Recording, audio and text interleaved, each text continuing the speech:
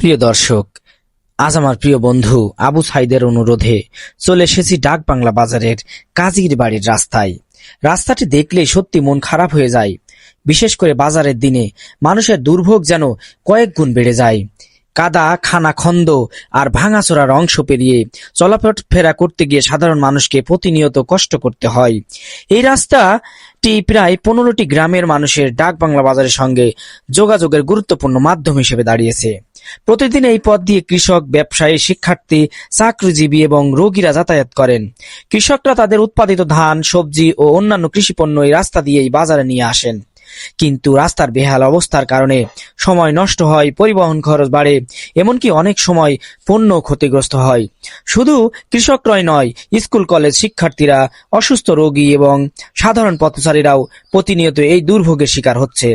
বর্ষাকালের পরিস্থিতি আরো কঠিন হয়ে পড়ে।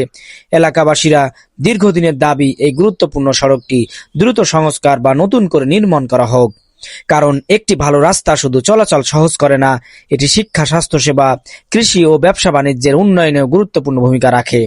আমরা সংশ্লিষ্ট কর্তৃপক্ষ এবং জনপ্রতিনিধিদের প্রতি বিনীত অনুরোধ জানাই, 15টি গ্রামের মানুষের এই গুরুত্বপূর্ণ সড়কের দিকে দ্রুত নজর দিন, যাতে সাধারণ মানুষের দীর্ঘদিনের ভোগান্তি অবসান ঘটে এবং তারা নিরাপদে স্বাচ্ছন্দ্যে চলাচল করতে পারে।